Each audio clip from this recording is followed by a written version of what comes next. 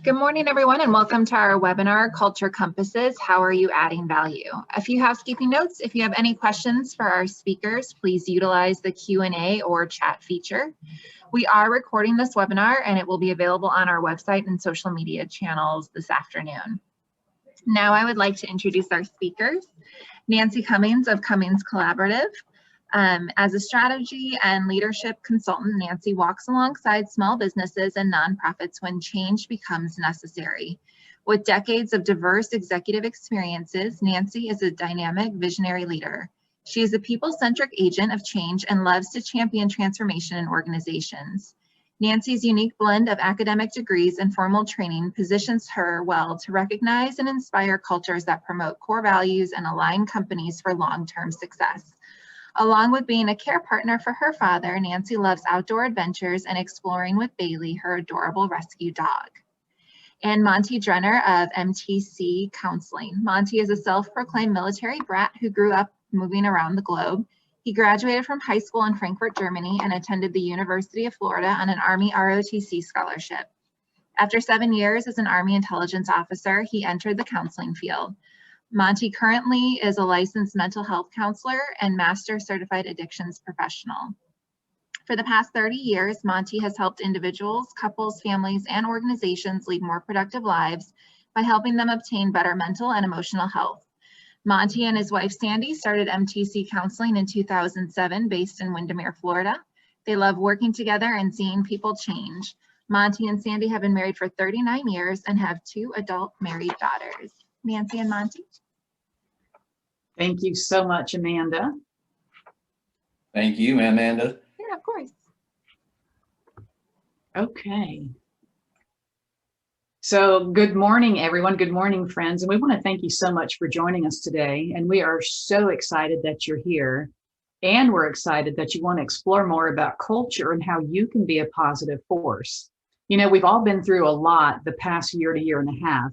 And most of our time was spent probably on scrambling and adjusting and reacting and other things like that, and probably many other things.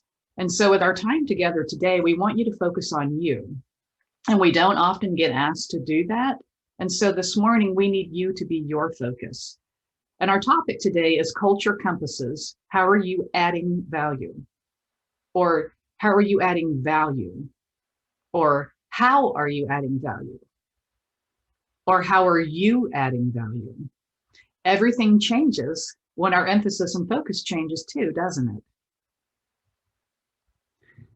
We started last week with this quote, and I want to start again with this quote also because it's so impactful. And I'm going to read it and just kind of listen as I read this. You will never exceed the limits culture sets on your work together because culture, like the air we breathe, is everywhere and touches everything. And this is such a huge statement for our organizations. And what I'd like you to do right now, just in the next maybe 15 seconds, is write down everything that comes to mind as you look at and read this quote. So ready, go.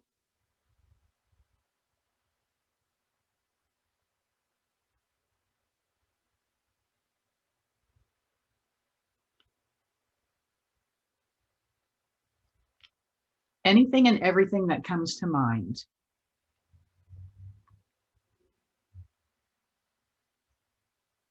Okay, and put that to the side, keep that near because we're going to refer back to that a couple of times during today's session. And before we go any further, I'm going to introduce myself, let you know a little bit about me, and then Monte will share about himself as well. And as Amanda said, Daddy is the center of my life. I am his care partner, and I'm blessed to be with him in this challenging season of his life. I love the outdoors. I love to play and hike and explore and have fun and celebrate and just enjoy life. And I love doing that with the people that I treasure and care the most about. And on the bottom right, you see my silly 12-year-old puppy. Her name is Bailey, and she loves to go on all kinds of adventures and explore with me. And one of my greatest passions that I love to do is to live a very healthy life and inspire others to do the same. And I love to do that through gardening and cooking and just being active and out and about living with other people who share those same passions as I do. Monte? Hey, good morning, guys. And it's great to be back together again. And be able to spend this time with you, and I'm looking forward to sharing some really good things that I think are going to help you guys out. So here for my pictures, that's me and my wife Sandy. And people ask me, why does your wife look so young? Because where she's from in the hills, they can marry quite young, in middle school actually. But no, she's a wonderful woman. We love butterflies. This is why we got our picture taken on there. We have a butterfly garden. It's not a manly type of thing, but I really do love butterflies. And then down below us to the left, that's the youngest daughter, her husband got out of the Air Force, now works for Lockheed Martin in Denver, unfortunately. And the other couples, Christine and Pavel, they live in London. So our whole family is scattered abroad. Good thing I love traveling, because now we get to see some new places. And then at the top there, you see the baby gator, because the oldest daughter and her husband got a baby gator. And that's my nickname for them right now, Gator, until they can come up with a real name. They did an ultrasound the other day, and they talked about all the growth and all this kind of stuff. And I said, did they find a name tag for him? And they said no. So right now it's Gator. But I'll be back here in a minute. Thank you, Monte. I love that. And I want to share two quotes with you, and we're going to come in and out of a couple of quotes because they're so impactful, and there's so much research now that we do want to lean on with respect to culture and how individuals can impact culture. And so the first one is, leadership culture will make or break any strategy, change effort, or business transformation. And the next one, though a lot of people will talk about culture from a group standpoint, or, that group think, group dynamic standpoint, a lot of the research, especially the last couple of years, is coming out about how the individual, one person, can impact a positive change. And I love this quote right here: one individual can contribute to a shift in the leadership culture. And while culture takes precedent over all other things in your organization, I think one of the most exciting things is to realize that you or me, as that individual of one, and everyone talks about, well, what can one do? What is the N of one in that impact? Well, you and me, we can actually make a significant difference. And whether or not a culture is good, or whether or not a company, an organization, or a business can actually achieve the things that it needs to do. So remember, as we go through, we're focusing on you, and we're focusing on that N of one and what you can do within the culture and the organization. And we shared this slide last week, and I want to just, briefly go through it again. And I know everyone on here was with us last week, so we're just going to highlight this quickly. And so just a couple of things to remember. Culture, most people think, is elusive, yet we also know at the same time that it's the most important thing about your organization, and it does drive all the outcomes. And culture simply is, this is how we do things here. This is what we're all about. And we always want to remember that everyone belongs to the culture belongs to everyone. And we should always allow people to be a part of the solution. And we also want to remember that culture is unique to every organization. So as you're looking at peer and aspirant organizations, you might be attempting to benchmark so you can better understand what your next step should be, or what your 3 or 5 year growth trajectory should be. Remember that their culture is unique to them. It's working extremely well because it fits their mission, their values, their vision, and their people. So there's some things that you can learn, but don't lean too heavy on someone else's culture because it is theirs. I want to talk a bit again about managers and the importance of managers. And then the next slide, we're also going to talk about the chatter of managers.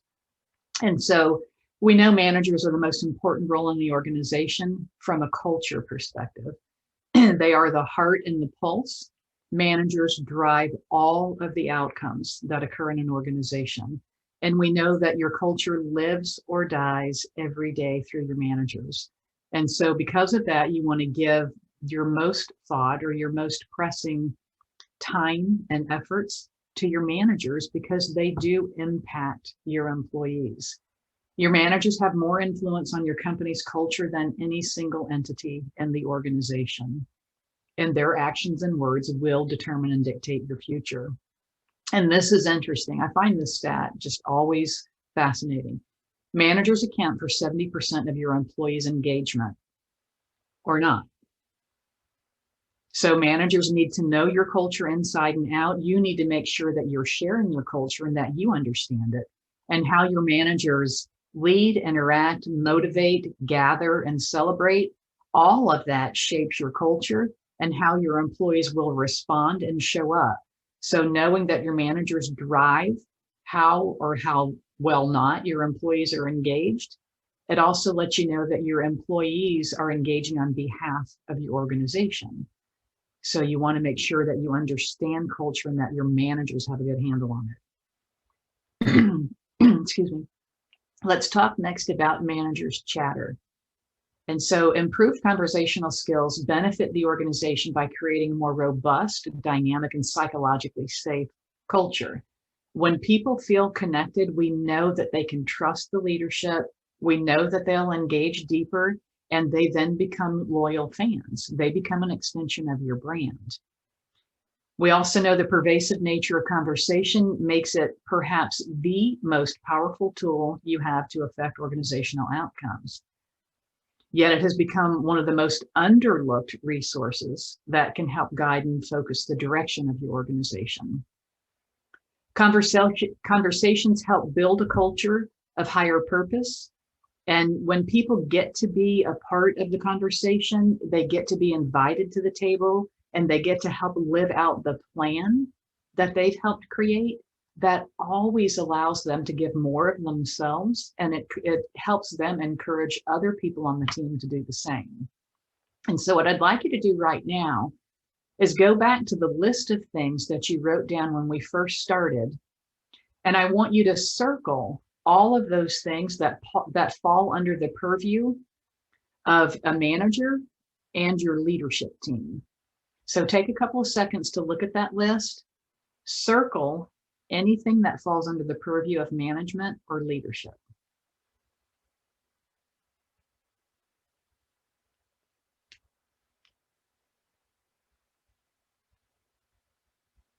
Okay, and you can go back to that if you want to.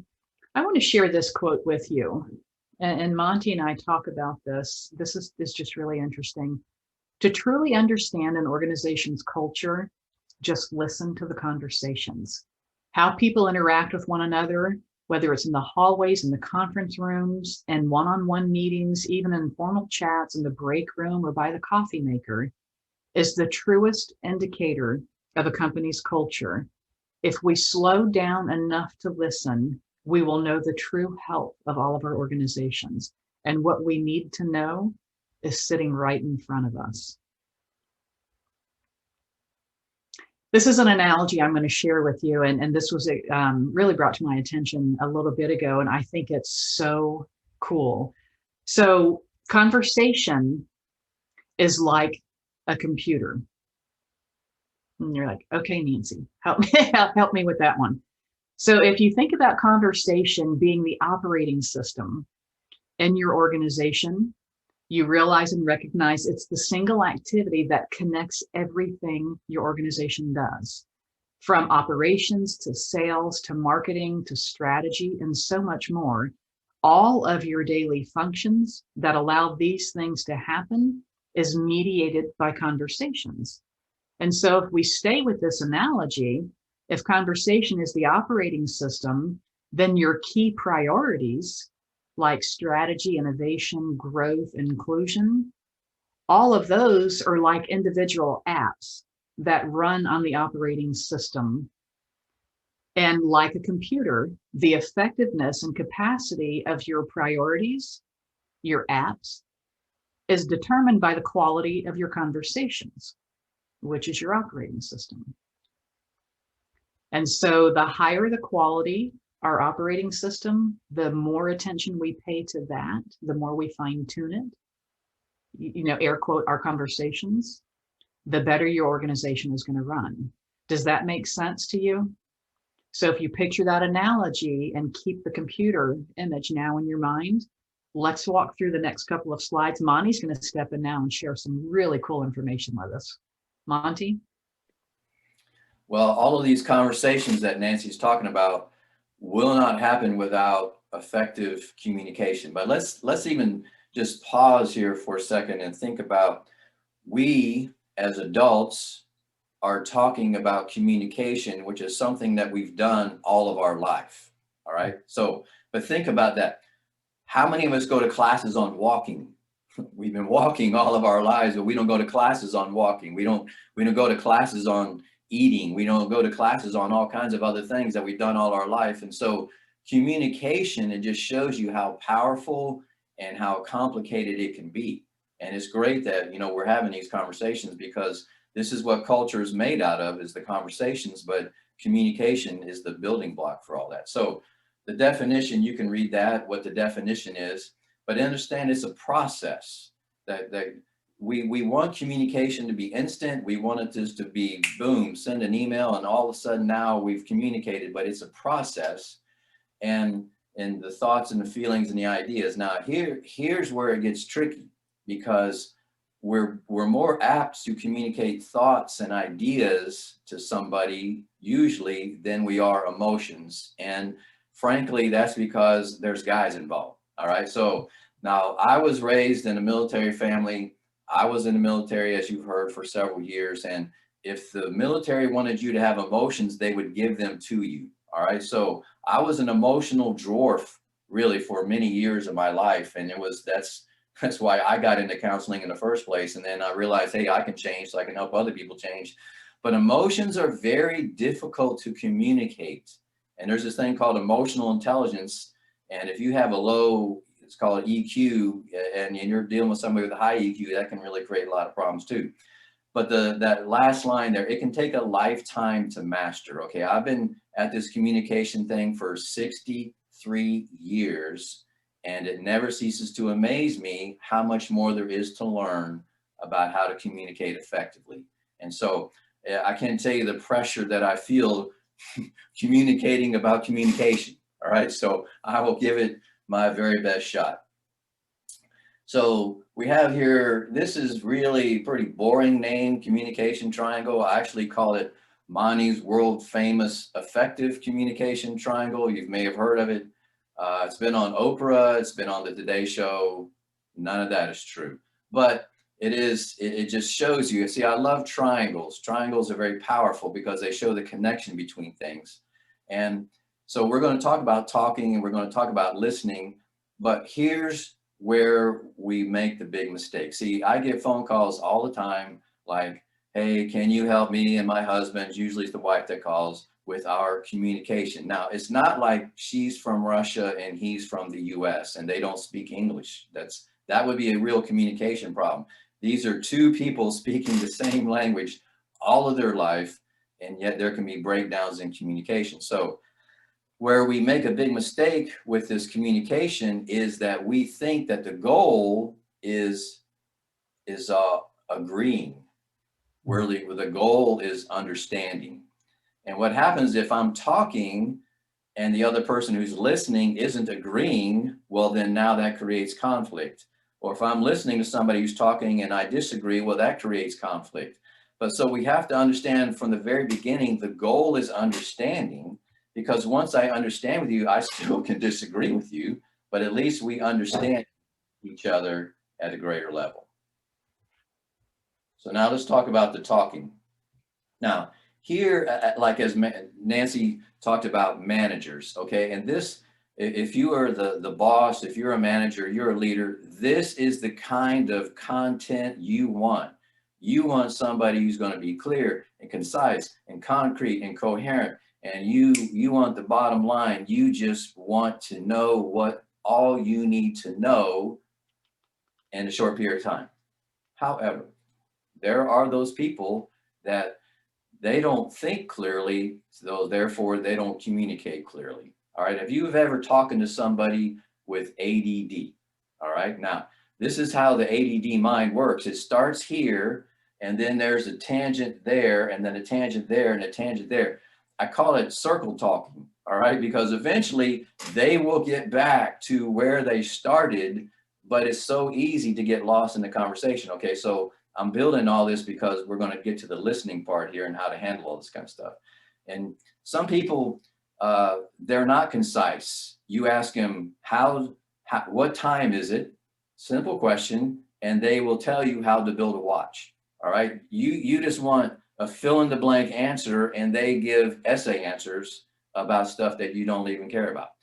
And then you want it to be concrete.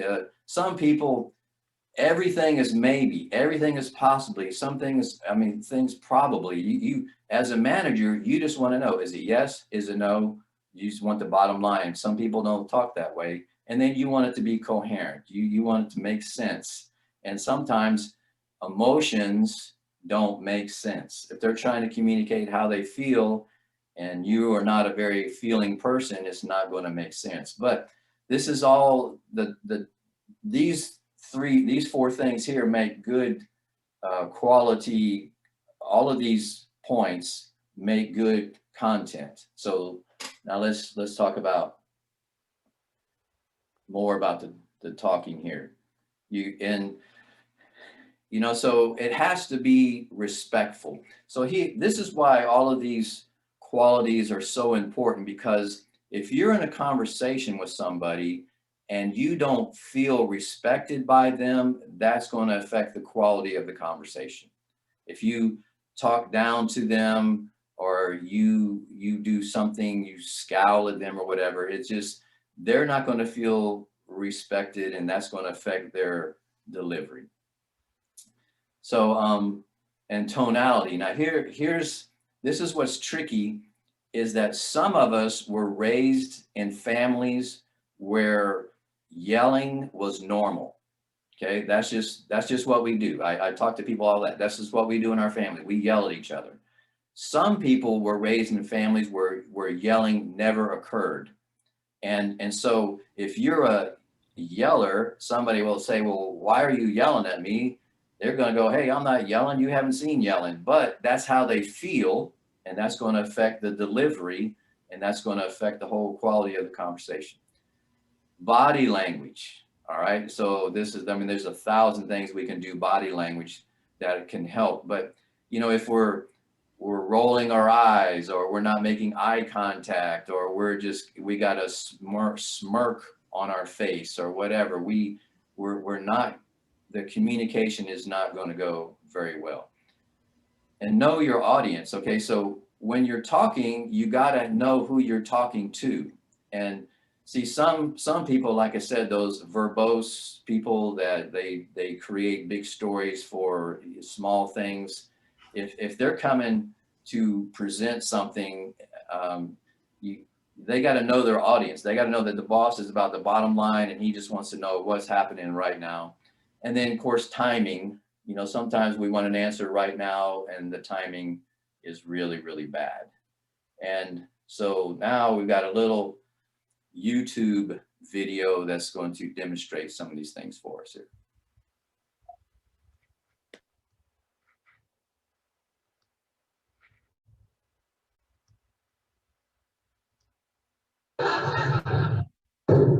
First, there was PlayStation, aka PS1. Then there's PS2, PS3, and then PS4.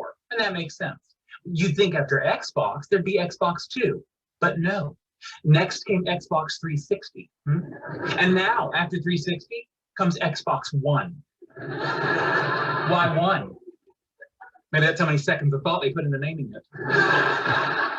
Can you get the butter, please? Yeah. However, with the Xbox One, I can control my entire entertainment system using voice commands. Up until now, I've had to use Leonard. Then get the other one. Pass the butter. Hang on. I don't feel like you're taking this dilemma seriously. Fine, Sheldon. You have my undivided attention. Okay, now, the PS4 is more angular and sleek looking. No way! It is true, but the larger size of the Xbox One may keep it from overheating. You wouldn't want your gaming system to overheat? No, you absolutely would not. And furthermore, the Xbox One now comes with a Kinect included. Included? Yes. Not sold separately. Although the PS4 uses cool new GDDR5 RAM, while the Xbox One is still using the conventional DDR3 memory. Why would they still be using DDR3? Are they nuts? See, that's what I thought. But then they go and throw in an ES RAM buffer. Oh, wait a second. Who's they? The Xbox. You're kidding! No, I am not. And this ES RAM buffer should totally bridge the 100 gigabit per second bandwidth gap between the two RAM types. This is a nightmare. How will you ever make a decision? See, I don't know. What should I do? Please pass the butter.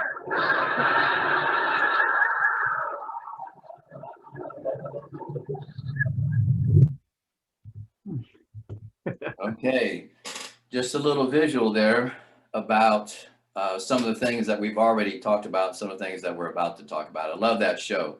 And if you ever want to see a person very low on emotional intelligence, that's Sheldon right there. So, when we're listening, again, we have to know our audience. We have to know who's delivering the message. We have to know if this person is emotional, or is this person just cerebral? Is this person somebody who can communicate succinctly their ideas, or is it somebody who takes, the long road to everywhere they go? And then, we have to be focused. Okay, if somebody comes to us and they want Excuse me. Inside your door for 20 minutes. Sorry. Okay. It's so good. I wanted to keep going.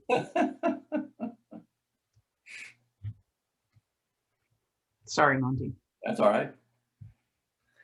So when we have to be able to focus, in other words, like eye contact is always the best way to let somebody know that you're focused, and you're not looking at your computer screen, you're not looking at your cell phone, you're giving them your full attention.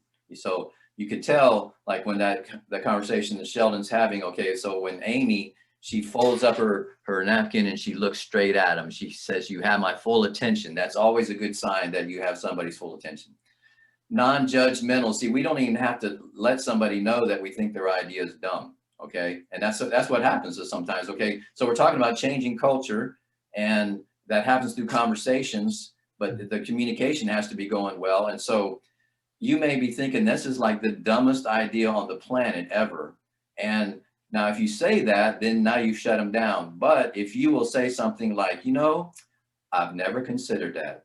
Now, that is something that we will have to take a look at. You try to keep the dialogue going. You try to keep the communication going, even though they've got a bad idea, because you never know. They may come up with a good one.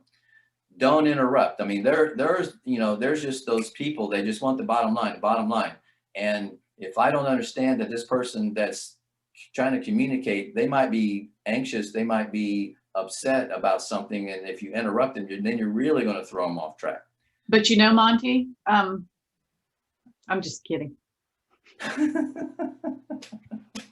Way to go. Stop interrupting. So, and then body language, it's just leaning in is always a good sign.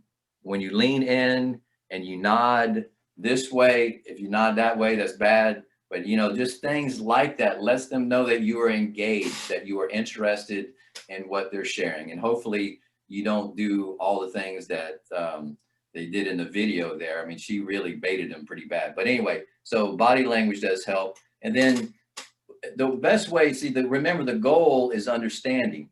And so if I see, so many times people will come and have a conversation and they will think, hey, I think they got it. Well, the other person never clarified and never summarized, and so they didn't get it. And so really they had a long talk and there was a lot of listening, but there was no understanding. And so therefore that communication really didn't go very well and nothing changes. All right.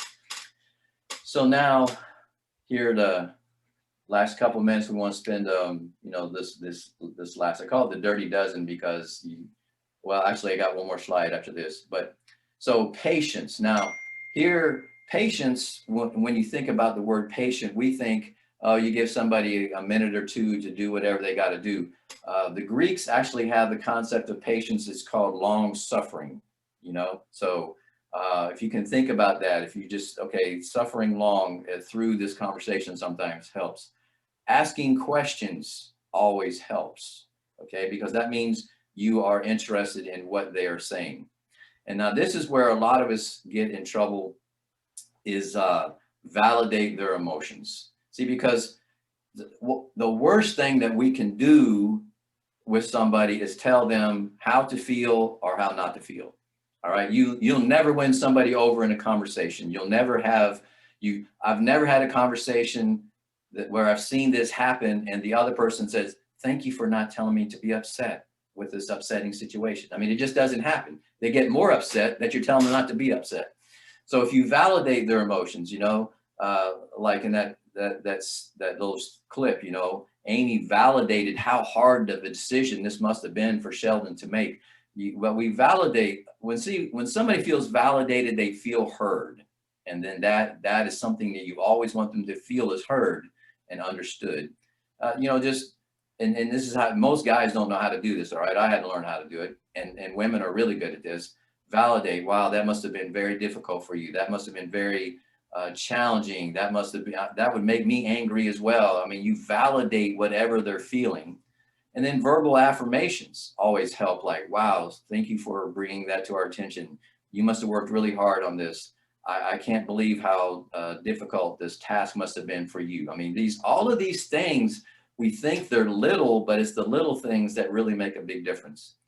Humility. Now, this is a word I had no concept of for years, and probably won't hear this too many in corporate type presentations. But humility will help you work harder to understand than to be understood. And see, since that's the goal of communication is to understand, well, then if I'm working harder to understand than to be understood, it will always help the communication. The first time I heard this concept blew my mind. I couldn't even wrap my mind around it. But and somebody will always appreciate you working hard to understand, and it's hard to argue with somebody who's trying to understand. All right, you can argue with somebody who's not listening. And then the next thing too is very important.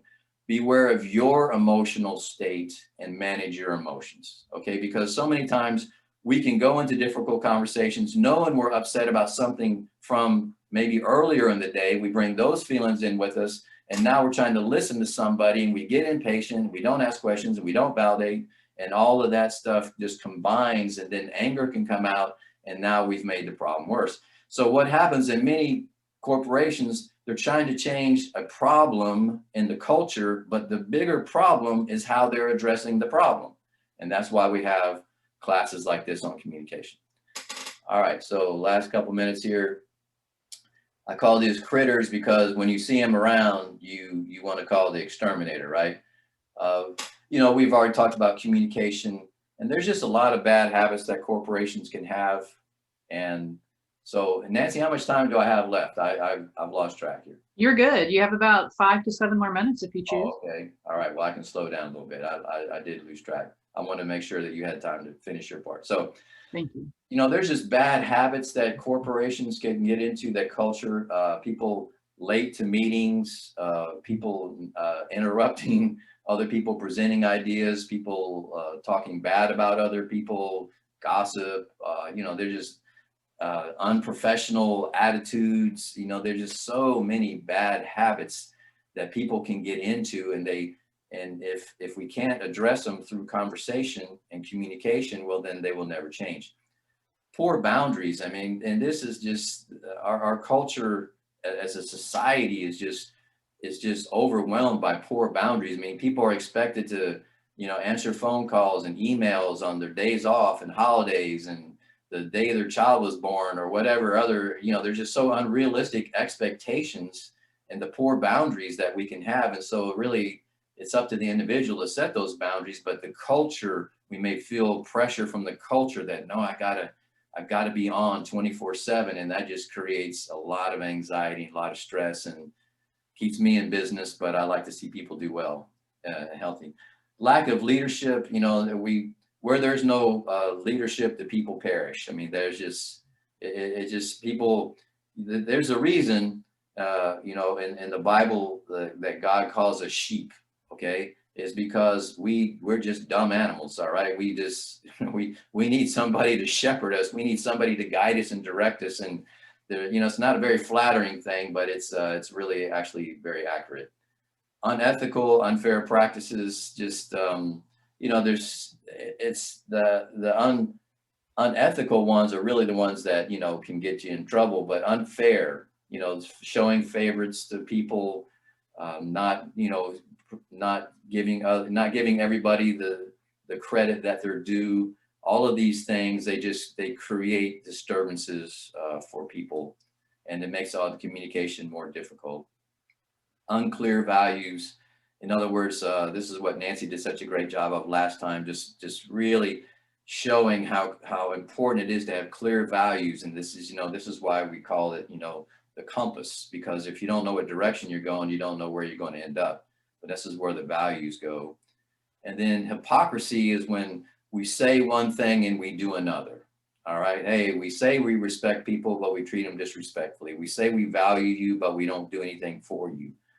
We say we care, excuse me, but we show by our actions that we don't care.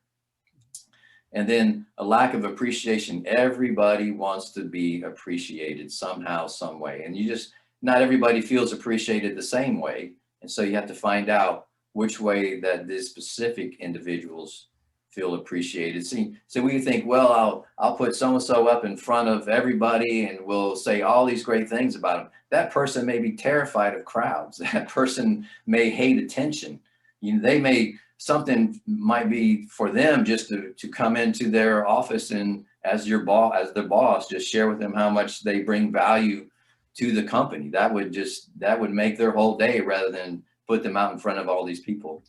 And then, there's others, but I'll stop here. Just a lack of transparency. When people think there's things being covered up, then they lack trust in the company, and that creates more cultural, difficulties that have to be addressed. So I'm going to turn this over to Nancy and let her wrap it up.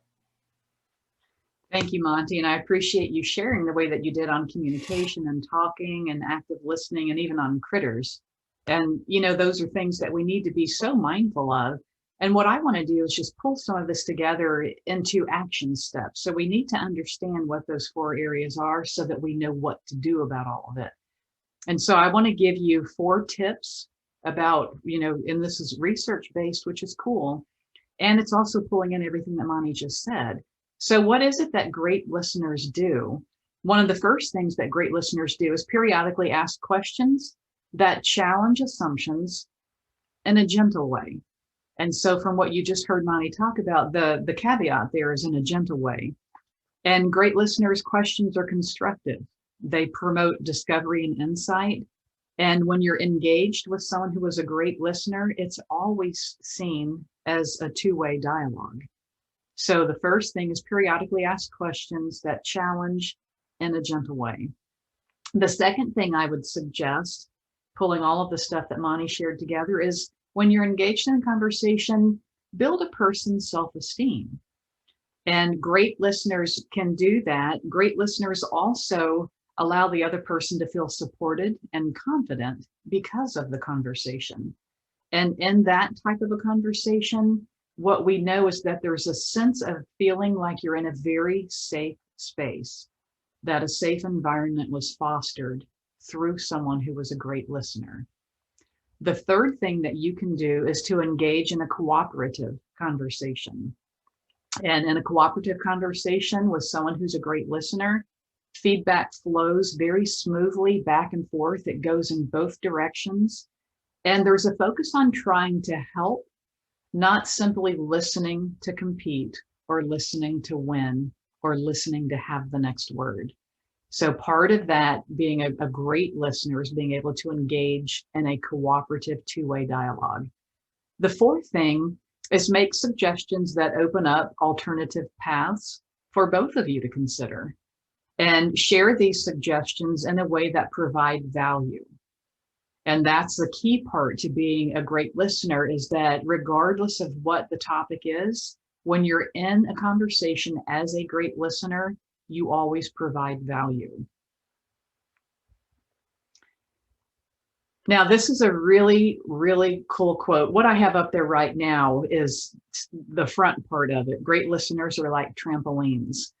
And I spent a good bit of my career with the U.S. Olympic Committee working with USA Gymnastics, trampoline and tumbling. And so this analogy is very near and dear to my heart. And I do want to read this to you. It's a quote from the Harvard Business Review. So listen up. Great listeners are like trampolines. They are someone you can bounce ideas off of, and rather than absorbing your ideas and energy, they amplify, they energize, and they clarify your thinking. They make you feel better, not merely passively absorbing, but by actively supporting. The highest and best form of listening comes in playing the same role for the other person that a trampoline plays for a child or an athlete. It gives energy, acceleration, height, and amplification. And what I'd like you to do right now is go back to that list that you wrote in the beginning and that you also then circled. And I want you to look at that and now imagine being a trampoline or having a trampoline. And imagine being able to shine a light on your organization's culture and positively impacting it like the trampoline impacts the child in the middle or Logan and Savannah on the other sides. Write down 2 things that you could do right now as you think about the things that you circled and you imagine a trampoline. What are 2 things that you could affect, that you could implement, that you could change right now and be a trampoline?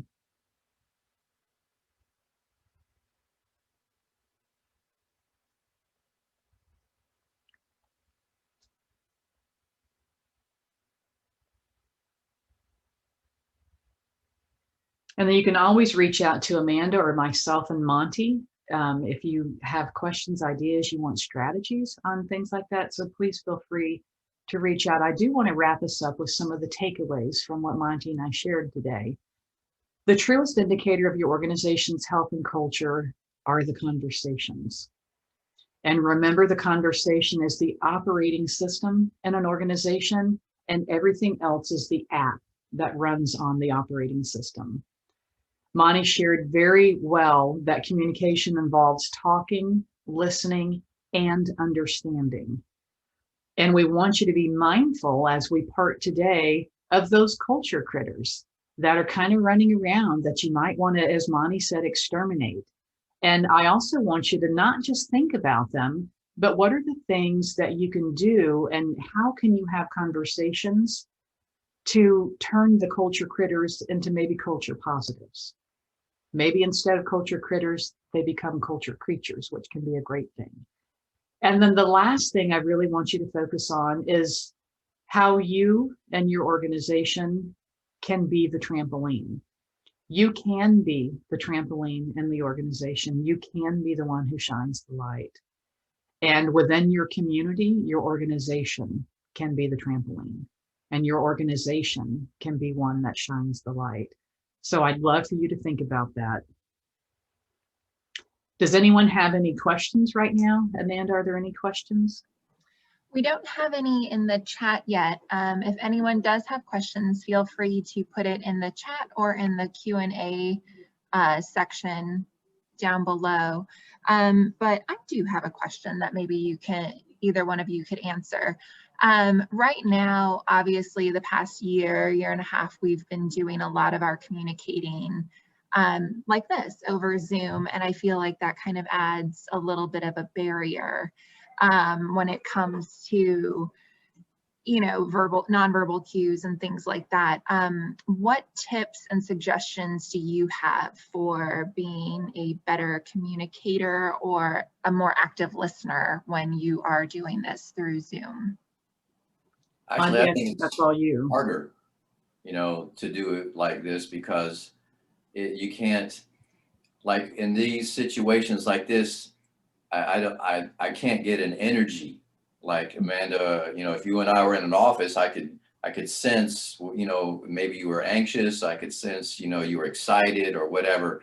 And so without that piece of information, it's hard for me to stay as engaged. It seems these platforms, although it's the best we can do, to me, it's more passing on information than it is the emotions connected to the information, which is also important. So honestly, to me, it's harder. So the things that I shared about active listening, I think all of those will work. We just have to be more conscious of it because, I'm like right now, I'm looking out my office window and there's squirrels running around, there's birds that are flying, there's lizards that are running up and down. I mean, so it's just easy for me to be distracted. So I have to work really hard to stay focused. I'm the ADD guy. Well, and if I can step in coming from my perspective, so I'm a true facilitator by nature. That was my leadership style. It's how I prefer to present. I love to be, actively engaged in doing experiential activities. And I had to really step back early fall to mid fall and really rethink the way that I communicate, because I call it being with my people, because I can't be with my people. And the way that I can lead and I can encourage or inspire people best is literally in that physical space with them. So it does become challenging. And I think it's a call to arms to all of us to think about the skills and the attributes that Monte brought forward and say, okay, so now in this environment, my strengths have shifted a tish, and there might be some opportunities for me to focus on, because this is probably going to continue, for a little bit longer. And I know certainly last fall, it really challenged me again, because I prefer the experiential hands-on type of facilitation. And how do I do that now? So I had to go back and really rethink it, quite a few things, and especially with clients as well. And Nancy, I had a question for you. What would be next steps for somebody, now that we didn't add that would be, the takeaways were great, but as I'm sitting here, I'm always evaluating, okay, wow, now that I've seen it all presented, hey, that would have been a great thing, like next steps. What would you say somebody's next steps could be? I would say next steps would be, if it were me walking out empowered by both of these sessions, my next step would be to go back in and pay attention intentionally and deliberately to the conversations. I would go back in and look at my people mapping and see how the organizational structure currently exists. Does it align, because we're going back now to session 1, does it align with mission, vision, and core values? And at the same time, I would go in and seriously start listening. What is going on? What's being said? How are people communicating with each other? How are people listening or not? And go back to the skills that you brought forward.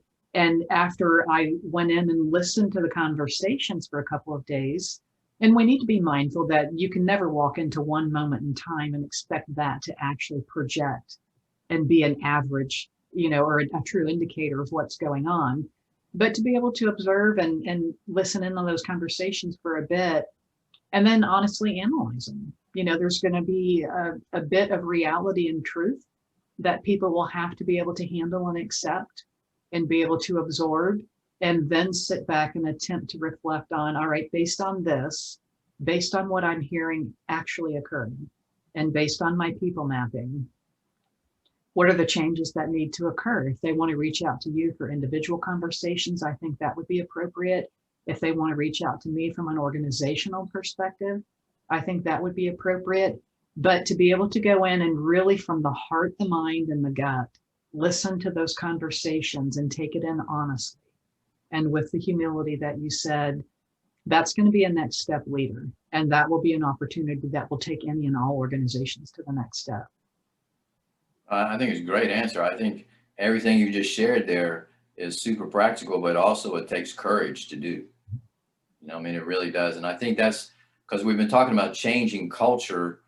And one of the things it does take, it takes a lot of communication, a lot of conversations, but it takes courage to have those things, to take those steps. And so that's what I hope everybody here does, takes the advice you just gave, taps into the courage that they have, does the analysis, and then, they can go forth and make the changes necessary. And now's a great time for change. We know we don't know what's around the corner. However, we know that most organizations are still very nimbly attempting to adapt and acclimate to yesterday, and some are still trying to adapt and identify what's going on today. It's challenging, if not impossible, to predict tomorrow's tomorrow, especially in our world right now. But I think it will take a ton of courage. It's going to take a lot of honesty and candor. We're going to have to be authentic and brave and vulnerable to be able to truly understand what's going on and to be able to do something about it. That's where the true courage in a leader steps into place, is when they actually have the ability and wherewithal to do something about what they discovered. Well said. Thank you. I'm not seeing any other questions at this time, but I want to thank both of you. These two sessions have been fantastic, and just a wealth of information from both of you. So thank you for presenting last week and this week.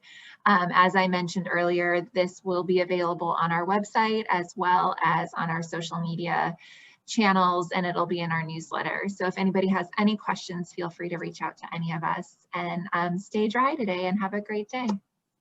Bye, everyone. Amanda, thank you so much for the opportunity. And Monte, what an honor to co-present with you. Yeah, thanks for both of you ladies making this possible for me, and the introduction to the South Lake, and Nancy, and all the wisdom that you have shared. It's been great working with you. Thank you so much. Thank you, everyone. Have a great day. Bye, friends.